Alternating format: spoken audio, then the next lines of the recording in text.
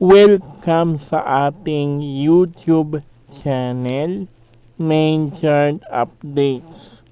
For today's video mga kaaldab, pag-usapan natin itong sinabi nga po ni The MGS Vlog. Madam, gusto niyo po bang ikwento ko rito yung update na yan na sinabi niyo po kanina sa inyong update patungkol dito sa aking in-update last month pa po yun. Isang buwan na nga po ang lumipas. Yung pangalan po ng kambal na gumanap po bilang mga anak po ni Main tsaka ni Alden sa serye, nagpapa-audition po yung Itbulaga that time noong panahon ng Alda para nga po sana sa magiging anak po ni Main tsaka ni Alden. Kaya lang wala nga po silang makuha na mag-audition. Hindi yata pumasa yung mga nanay or yung mga parents doon sa audition na yun. Or ewan ko lang sabihin lang natin ganon, no, madam. Pero yung si Casey or yung mami ni na Kendall at Kylie nga po Samson, yun po yung pumasa sa audition. Sabihin na lang natin na audition. Kasi nga po, di ba, naghahanap po yung Itbulaga ng kambal dahil nga po para nga po doon sa last episode ng serye kung saan sabihin lang natin na, di ba, kung inyo pong maalala mga kaaldab yung binyagan, di ba? Di ba mayroon po silang hawak na dalawang baby doon, madam. Kaya yun nga po yun. Sila nga po yung mga sanggol or yung mga baby na gumanap bilang sina Charmaine at Richard Nidoro, sina Kylie at saka Kendall. Kung inyo pong makita yung i-search nyo po, madam, yung Facebook page ni Kylie and Kendall, the K-Twins sa Facebook at saka sa YouTube at saka sa Instagram. Doon nyo po makikita yung video clip po yun ng guesting po nila sa Itbulaga last month, no, mga kaaldab. Yun po yung si Kylie at Kendall. Umiyak pa nga po yung bata, madam, noong nakita niya yung picture nga po nilang magkapatid noong, kasi nga po, di ba, hanggang ngayon nga po ay nasa gallery po, nasa cellphone po ng kanilang mami yung picture. Aksidente po nilang nakita o nabuksan po nila yung wallpaper ng cellphone ni Kylie, yung cellphone ng kanyang mami, Casey.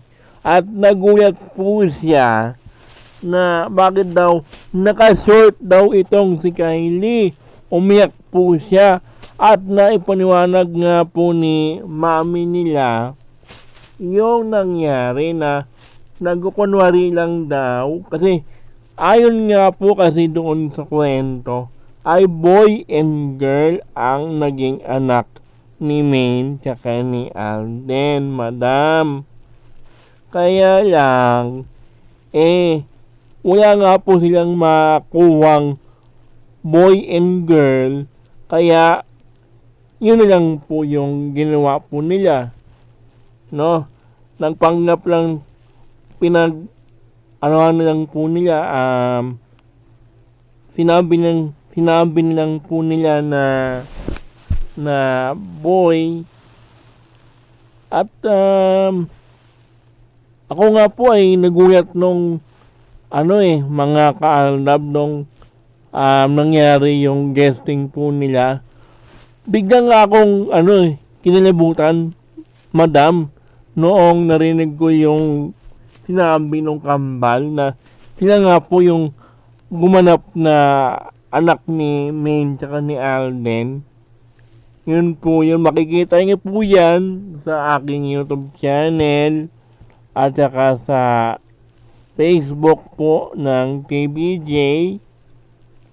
Siyempre hindi niyo na po yan makikita yan dahil nga siyempre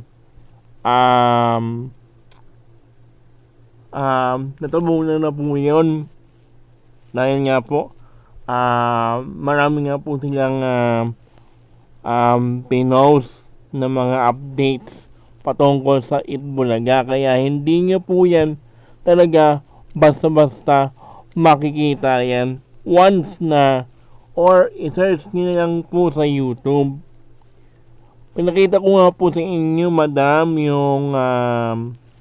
yung mismong link ng full episode ng The Age is Right na kung saan nag-guest nga po, madam, the MGS Vlogs, yung guesting nga po ng Kate Wins.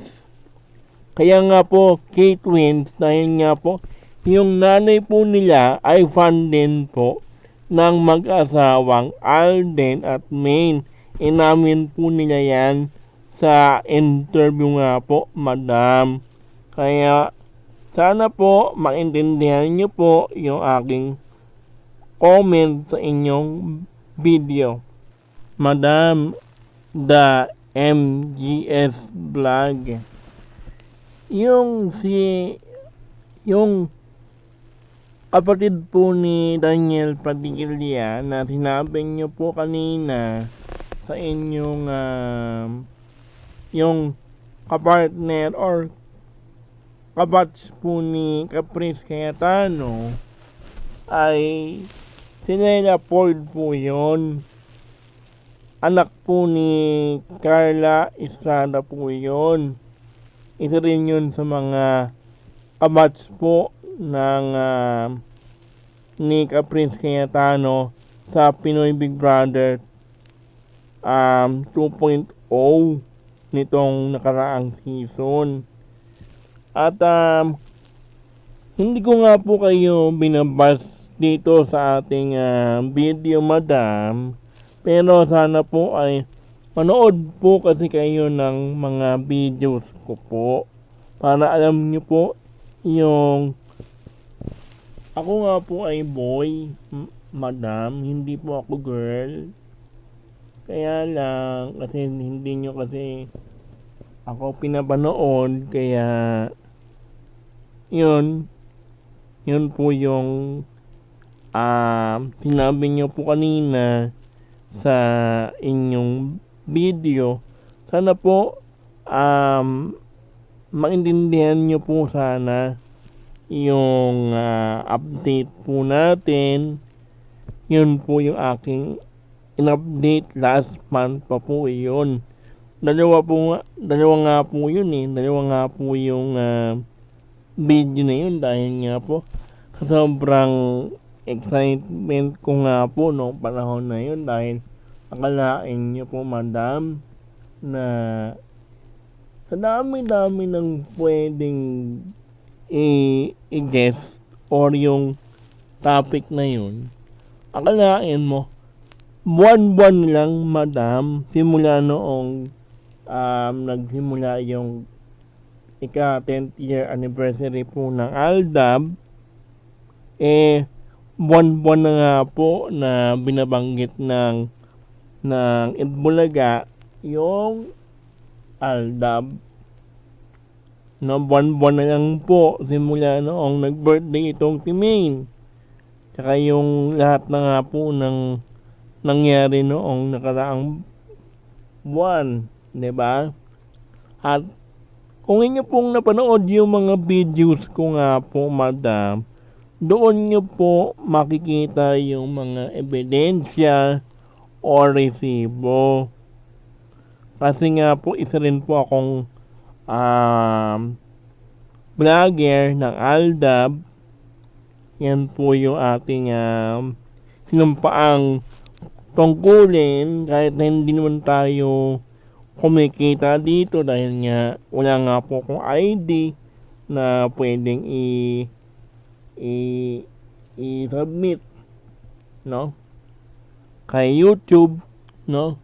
Wala po tayong driver's license, passport, tsaka national ID, madam, kaya wala po akong kinikita dito sa YouTube, no.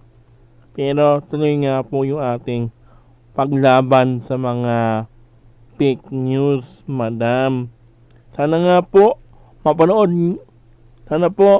mapanood po ninyo yung ating video ito tungkol sa inyo at sana po malinaw po yung inyong opinion tungkol dito sa aking video. Salamat po sa pagbati or shout out sa akin bilang isa rin po ako sa mga subscribers ninyo at taga-suporta. Hanggang dito na lang po, mga kaaldab, ang aking video. Para po, ito pong video na ito ay para lang po kay madam, no?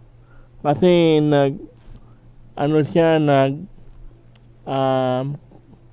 nabasa po niya yung aking mga comments before sa kanyang YouTube channel, kaya ito po yung kanyang update ngayong araw.